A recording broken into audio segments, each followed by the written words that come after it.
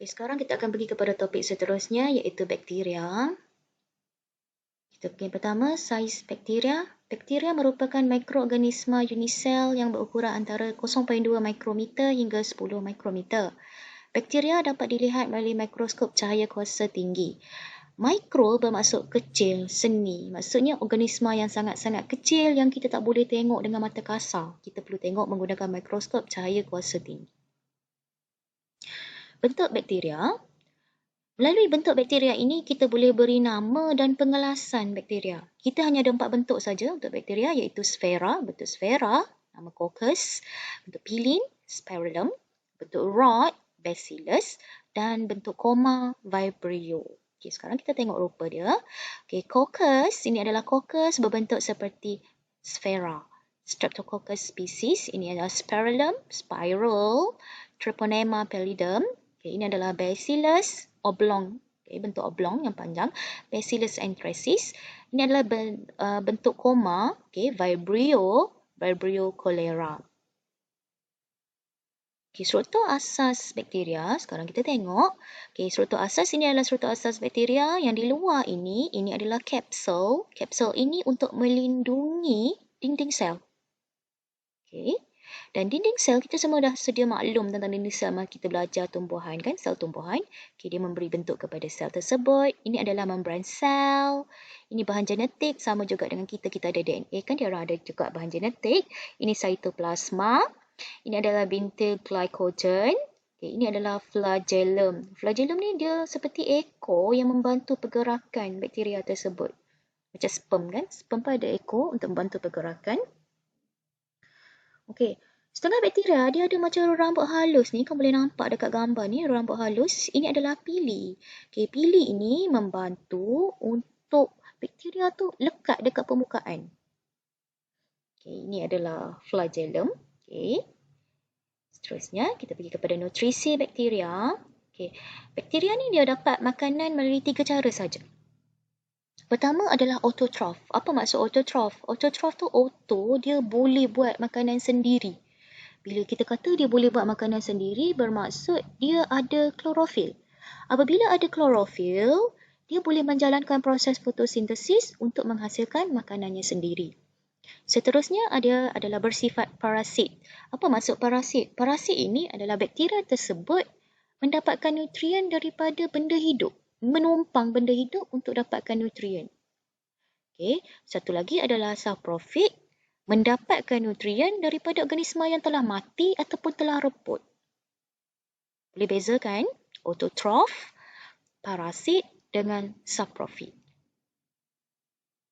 Okay, habitat bakteria. Bakteria ni kita boleh temui di mana-mana. Tapak tangan, udara, air, kat mana-mana. Okay. Sebab itulah kita kalau nak makan, kita kena cuci tangan. Lepas keluar daripada toilet, kita kena cuci tangan. Tambah-tambah lagi dengan keadaan sekarang, kita memang sentiasa untuk cuci tangan.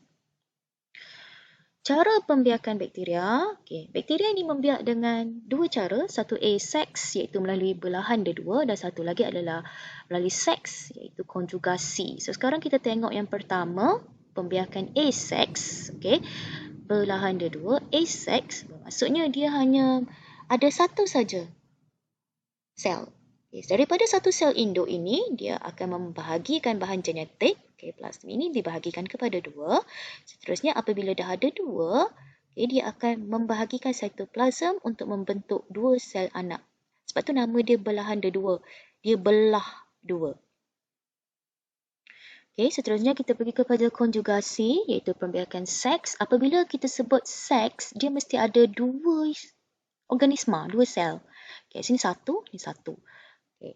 Ini plasmid. Okay, sekarang kita tengok perbentukan tiub konjugasi. Pertama, apabila mula-mula sebelum konjugasi berlaku akan ada satu tiub. Macam satu laluan lah. Satu tiub tu.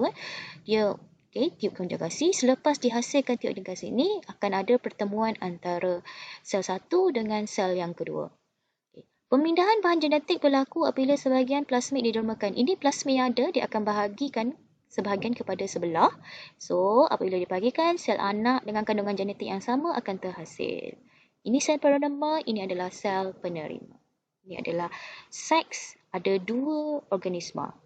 Kalau yang ni, asex hanya 1 saja.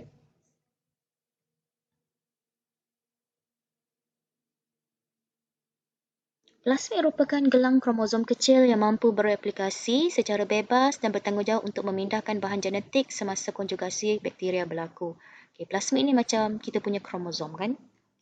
Bereplikasi ni maksudnya boleh ganda-ganda-ganda dengan bebas. Dia nak pindahkan bahan genetik kepada bakteria lain. Ciri istimewa bakteria. Bakteria seperti Bacillus anthracis membentuk endospora supaya dapat bertahan dalam persekitaran yang ekstrim. Ekstrim ni maksudnya yang terlampau panas, terlampau sejuk, kurang air, kurang makanan, ekstrim. Apabila ekstrim, endospora ni ialah spora yang terbentuk dalam sel bakteria dan mempunyai permukaan perlindungan yang kuat. Dia akan terhasil, automatik terhasil. Permukaan perlindungan endospora ini akan pecah apabila kawasan persekitaran endospora sesuai untuk pertumbuhan dan seterusnya bercambah untuk membentuk bakteria yang baharu. Ini endospora ni hanya berlaku apabila cuaca ekstrim, keadaan yang sangat-sangat ekstrim. Sangat-sangat panas, sangat-sangat sejuk, tak ada air langsung, tak ada makanan. So akan terhasilnya endospora. Ini adalah endospora Bacillus anthracis. Ini spora dia. So apabila berlaku cuaca yang sangat-sangat tu kan, dia akan pecah. So spora ini akan terbebas keluar dan akan terhasilnya bakteria yang